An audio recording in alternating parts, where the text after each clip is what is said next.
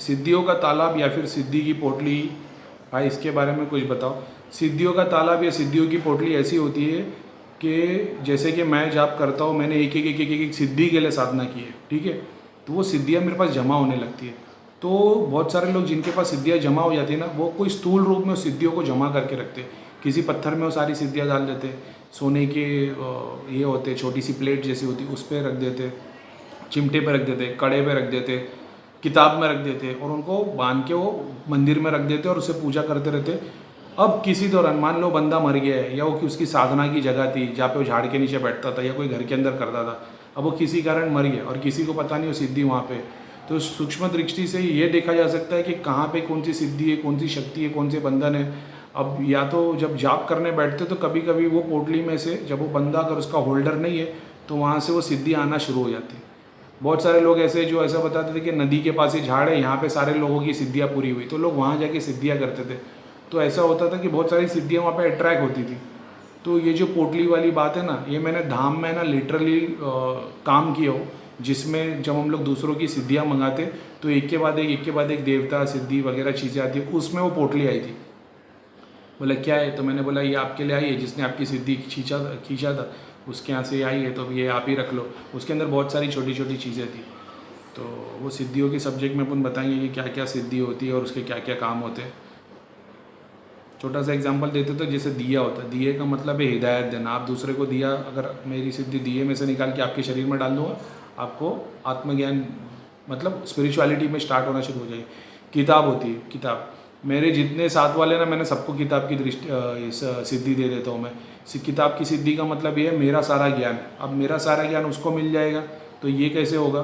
For an example, जितनी मैंने study की है, जो स्क्रीन में यूज़ करता हूँ, जो सिद्धियों को मैं यूज़ करता हूँ, जैसे मान लो मैंने आपको मेरी पूरे ज्ञान की किताब आपके शरीर में डाल दी, अब आप ध्यान करने बैठे हो, अब आप कोई केस लेके बैठे और उसके अंदर आपने देखे एक सांप आपके बाजू में, उसके बाजू में आके खड़ा हो गया, तो आप सोचोगे ये किस चीज़ के लिए, तो आपको देवी बता दी कि ये एक इसके पितर है, ऐसा। तो वो ज्ञान सिद्धि होती है। यानी आप जब वो चीज़ देखोगे ना तो आपको उसके बारे में पता चल जाएगा। ये होती है ज्ञान सिद्धि, किताब में होती है। पेन होती है लिखने के लिए। बहुत बार ऐसा होता है कि अपने को कसम, मतलब सामने वाला आके बोलता है कि भाई मैं आपके लिए ये काम करूँगा, तो उसका वचन लेना पड़ता है। वचन के लिए पेन लगती है, साइन करता है वो, मोरपंख जैसी पेन बनी होती है, और भी बहुत सारे काम होते हैं, लिखना पड़ता है उसके लिए। और तो सिद्धियों में सिर्फ देवता नहीं आते, बहुत सारी चीज़ें भी आती है। क्वेश्चन आंसर ही रखिए कि थोड़ी डिटेल दूँ सिद्धियों के बारे में। चलो मैं बता देता हूँ, क्योंकि सिद्धियों का एक अलग सेशन होने वाला था, वो अभी क्या मालूम कब बनाऊंगा मैं। सिद्धियों में देवता की सिद्धि हो गई, पीर की सिद्धि हो गई, शंकर भगवान, हनुमान जी, महाकाली और सारे देवी देवता। फिर पीर होते 11 पीर, 5 पीर और वैसी शक्तियाँ।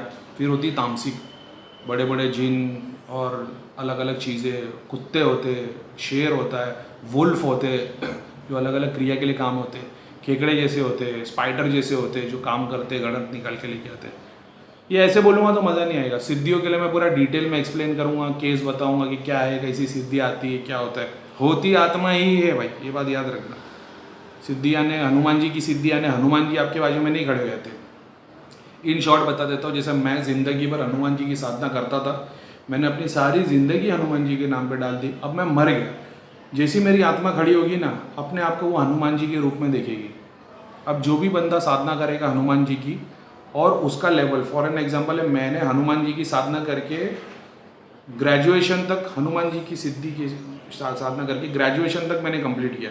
अभी कोई 10th से निकला है तो मैं उसके पास में मेरी सिद्धि आगे खड़ी हो जाएगी, उसको मैं हनुमान जी के रूप में दिखाई दूंगा, और मैं सिर्फ उसको ग्रेजुएशन तक, जहाँ तक वो पढ़ रहा है ना, वहाँ तक हेल्प कर सकता हूँ।